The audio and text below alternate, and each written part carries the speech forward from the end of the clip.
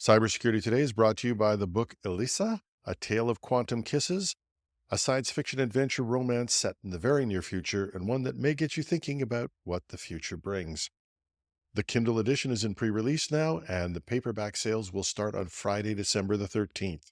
Fans of the show who have pre-release orders and want an early review copy can contact me at editorial@technewsday.ca, or you can leave a message at elisabook.com. Chinese hackers exploit U.S. telecom networks in what a U.S. senator is calling the biggest hack in history. Hardware upgrades are increasingly tied to enhanced security, and the U.S. Department of Defense tackles deepfakes. This is Cybersecurity Today. I'm your host, Jim Love. The United States is grappling with one of the most severe cyber attacks in its history. Chinese state-sponsored hackers known as Salt Typhoon have infiltrated the networks of major U.S. telecom providers like AT&T, Verizon, and T-Mobile. The intrusion has allowed attackers to monitor calls, emails, and even sensitive law enforcement systems, underscoring the critical need for robust encryption. One U.S. senator described this breach as the largest telecommunications hack in U.S. history. The attackers have gained unprecedented access, even potentially intercepting real-time communications of high-profile figures, certainly in the campaigns of Donald Trump and Vice President Kamala Harris, and maybe of them as well. Removing the attackers from the phone system is a monumental challenge and may require the replacement of a substantial amount of outdated infrastructure. Salt Typhoon's methods involved sophisticated techniques like compromising edge devices and exploiting interconnectivity between carriers. While T-Mobile claims they successfully thwarted the attempts in days, their CISO in an interview claimed it was one of the most clever attacks he had ever seen in his career. If T-Mobile is correct, they are extremely lucky. Reports are that the other networks remain compromised. But given that T-Mobile has been breached something like 7 times since 2018 and has taken some heavy fines in the process, you could take this as lessons learned, or as I did, with a grain of salt. The breach has reignited the debate over encryption and seen what can only be described as a 180-degree turn from some of the agencies in the U.S. U.S. officials and agencies like the FBI, once staunch opponents of encryption and demanders of backdoor access, are now urging individuals and businesses to adopt end-to-end encryption for communications. Further, they are recommending avoiding traditional telecom systems which are vulnerable to interception, and using encrypted messaging apps like Signal to ensure that only intended recipients can access the content. As people turn to alternatives to encrypt their data, they will need to exercise real care in the selection. For example, a story from yesterday noted that Apple's recent adoption of RCS messaging has introduced a serious security gap that's only now getting widespread attention. When you message within ecosystems, iPhone to iPhone or Android to Android, you're protected by encryption. But cross-platform messaging remains vulnerable, with no encryption in sight. And while governments have advocated for backdoors under the guise of national security in the past, these backdoors have created the vulnerabilities that sophisticated attackers like Salt Typhoon have exploited. In fact, many of the vulnerabilities that these hackers have taken advantage of are exactly the entry points that law enforcement has demanded and used.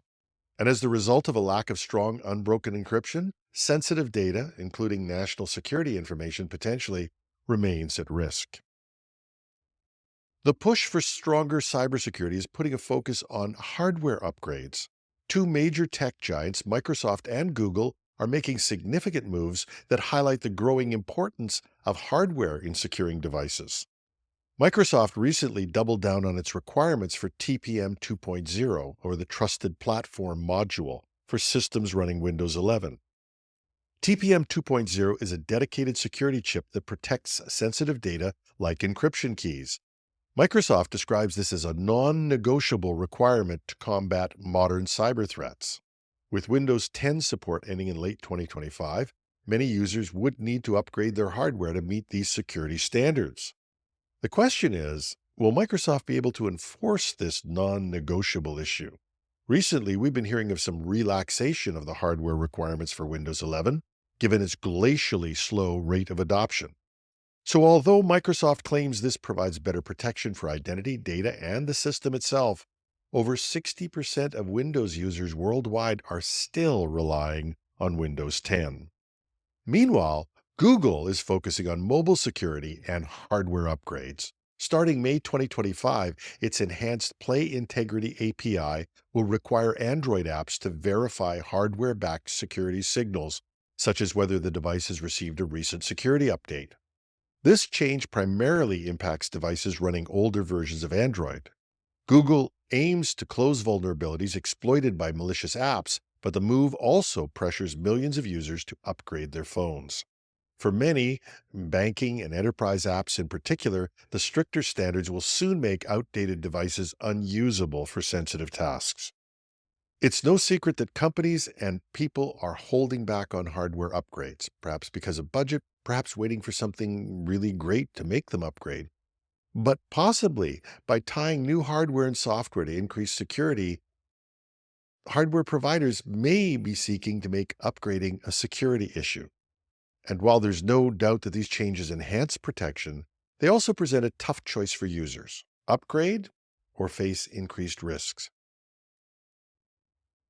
An article in the MIT Technology Review says that the U.S. Department of Defense is ramping up its efforts to combat deepfakes, investing $2.4 million over 2 years in a cutting-edge detection technology from a company called Hive AI.